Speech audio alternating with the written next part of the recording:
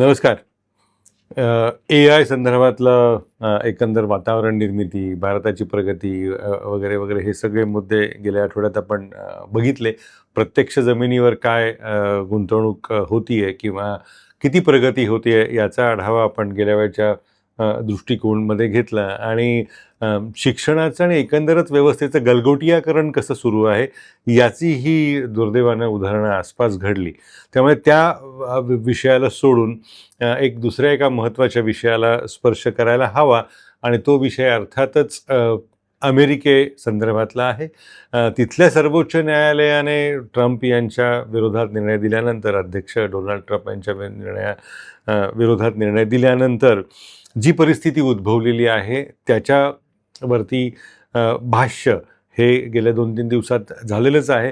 पण अशा वेळेला ट्रम्प यांच्यासारखी आततायी व्यक्ती काय करू शकते यावर भाष्य करणं, यावर चिंता व्यक्त करणं हे जास्त गरजेचं आहे. याचं कारण असं की सर्वोच्च न्यायालयाने दिलेला दणका विसरण्यासाठी किंवा त्यावरून लोकांचं लक्ष अन्यत्र वळवण्यासाठी ट्रम्प काय करतील याची एक चर्चा सुरू झालेली आहे आणि स्वतः खुद्द ट्रम्प यांनीच ती शक्यता व्यक्त केलेली आहे, ती म्हणजे इराणवरती हल्ला. इराण आमचं ऐकत नाही हा ट्रम्प यांचा आग्रह आहे, दावा आहे, म्हणून त्याला धडा शिकवायला हवं.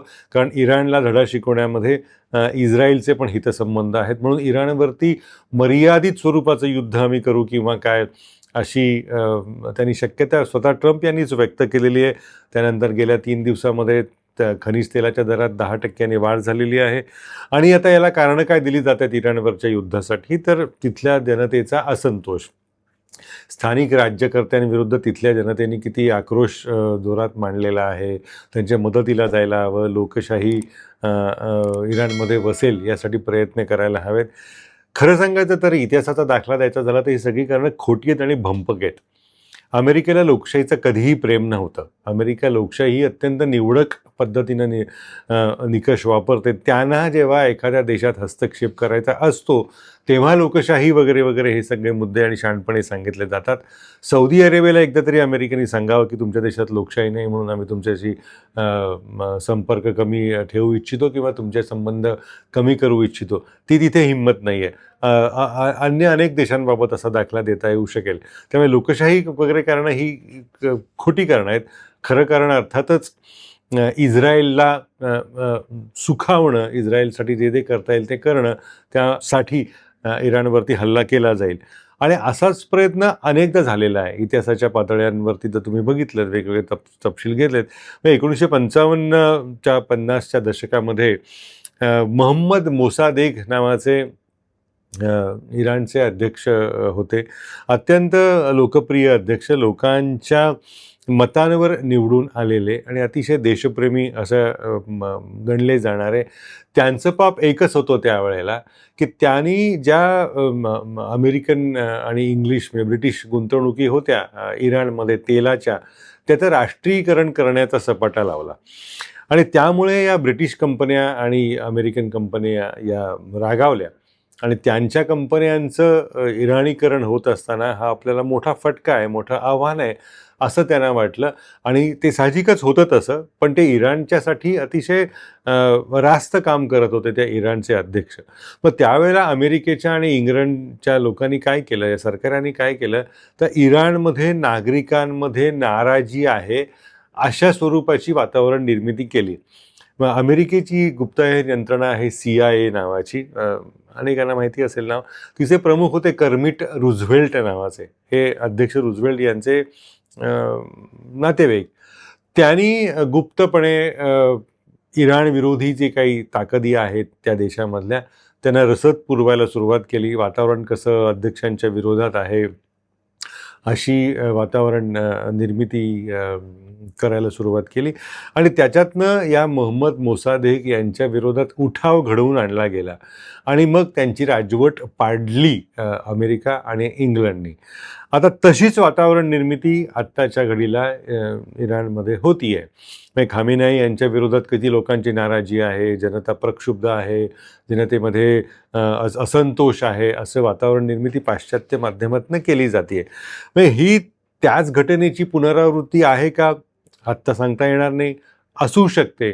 आणि असू शकते असं आपण म्हणता येऊ शकतं, कारण जेव्हा बिल क्लिंटन अमेरिकेचे अध्यक्ष होते, त्यावेळेला त्यांच्या ज्या परराष्ट्र मंत्री होत्या मेंडेलिन ऑलब्राईट नावाच्या, त्यांनी त्यावेळेला इराणी जनतेची माफी मागितली. कशासाठी?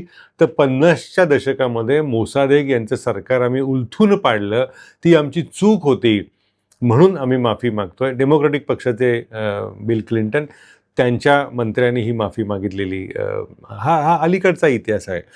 त्याचप्रमाणे आत्तासुद्धा जेव्हा डेमोक्रॅटिक पक्षाचे बराक ओबामा अध्यक्ष होते, त्यांनी इराणबरोबर अणुकरार केला आणि इराणवरचे निर्बंध टप्प्याटप्प्याने शिथिल करत करत करत इराणला मुख्य प्रवाहात आणण्यासाठी प्रयत्न सुरू केले. त्याचा हा एक मोठा चांगला प्रवास सुरू झालेला होता. इराणी शासकांनी अणुभट्ट्या निरीक्षणासाठी परदेशी संस्थांना परवानगी द्यायला सुरुवात केलेली होती. निरीक्षणं सुरू झालेली होती. इराणच्या युरेनियम वापरावरती त्याच्यावरती एक निर्बंध सुरू झालेले होते. पण सत्ता बदल झाला. रिपब्लिकन पक्षाचे डोनाल्ड ट्रम्प अध्यक्ष आले आणि त्यांनी आधीच्या सरकारांचं सगळंच वाईट असं म्हणत हा करारसुद्धा रद्द केला आणि इराणवरती पुन्हा एकदा शरसंधान सुरू केलं, आगपाखड सुरू केली आणि त्यांना धडा शिकवण्याची भाषा सुरू केली. साहजिकच इराण आणि अमेरिकेमधले संबंध बिघडले. आता ज्याप्रमाणे व्हेनेझुएलातलं सरकार अमेरिकेने उलथून पाडलं, एकमेव कारण होतं की व्हेनेझुएलाच्या तेलविहिरींवरती अमेरिकेला स्वामित्व हवं आहे. त्याचप्रमाणे इराणच्या तेलावरती अमेरिकेला स्वामित्व हवं आहे आणि अमेरिका हे वारंवार करत आलेलं आहे.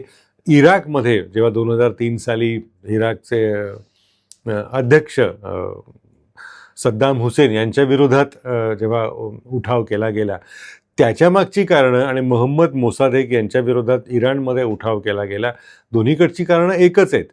सद्दाम हुसेन यांनी सुद्धा ते खरं म्हणजे एकेकाळचं अमेरिकेचं लाडकं अपत्य, म्हणजे अमेरिकेचे म्हणजे जॉर्ज बुश यांचे वडील जेव्हा थोरले जॉर्ज बुश अमेरिकेचे अध्यक्ष होते, तेव्हा त्यांचे संरक्षण मंत्री डोनाल्ड रम्सफेल्ड यांनी इराकमध्ये जाऊन त्यावेळेला सद्दाम हुसेन याला इराणच्या युद्धासाठीची मदत दिली गेली, त्यांच्याकडून अधिकृतपणे समारंभपूर्वक मदत दिली गेली होती आणि त्याच्यात जैविक अस्त्रांचा सुद्धा समावेश होता असं त्यावेळेला लिहिलं गेलेलं होतं. ते कोणीच नाकारलं नाही. त्यामुळे हा सद्दाम हुसेन अमेरिकेचा एकेकाळचा लाडका हा नंतर दोडका झाला, कारण जसं मोहम्मद मोसादेक यांनी ब्रिटिश तेल कंपन्यांचं राष्ट्रीयकरण सुरू केलं, तसंच सद्दाम हुसेन यांनी अमेरिकी तेल कंपन्यांचं राष्ट्रीयकरण सुरू केलं. मग सद्दामसुद्धा नकोसा झाला आणि त्याला उलथून पाडलं गेलं. त्याचप्रमाणे आता इराणबाबतसुद्धा होतं की काय अशी परिस्थिती आहे. तसं झालं तर आपल्यासारख्या देशासमोर दुसरं एक संकट येऊ शकेल. आत्ताच आपल्यावरती अमेरिकेने रशियाचं तेल घ्यायचं नाही असे निर्बंध घातले. आपण ते गोड मानून घेतले. आपण त्याबाबत काहीही भाष्य केलेलं नाही. बाकीच्या देशांनी हिंमत दाखवली ट्रम्प यांना, तुम्ही कोण सांगणार आहे वगैरे असे शब्द प्रयोगात त्यांना त्यांची जागा दाखवून देण्याचा प्रयत्न केला. आपण हे निर्बंध आहेत असंही म्हणालेलो नाही, पण त्याच वेळेला हे निर्बंध आम्ही झुगारून देत आहोत असंही म्हणालेलं. म्हणजे एकंदर नरोवा कुंजरोवा पद्धतीने आपली ते बोटची भूमिका आहे. त्यामुळे जर रशियाकडून आपल्याला तेल घ्यायचं नाही आहे, आत्ताच जागतिक बाजारामध्ये तेलाचे दर वाढू लागलेले आहेत, तर इराणवरती जर हल्ला झाला तर हे तेल आणखीनच वाढण्याचा धोका आहे. त्यामुळे आपल्यासारख्या देशाच्या अर्थव्यवस्थेवरती, जिथे आपण 85% तेल आयात करतो आणि इराण हा आपल्यासाठी अतिशय महत्त्वाचा देश होता खरं म्हणजे, त्यामुळे त्याबाबत तरी आपण अमेरिकेच्या विरोधात भूमिका घ्यायला हवी, इराणच्या बाजूने आपण बोलायला हवं.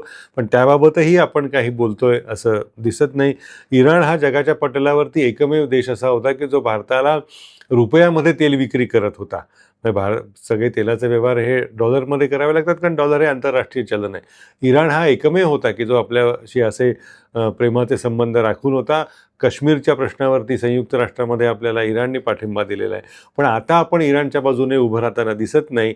हे दुर्दैव आहे.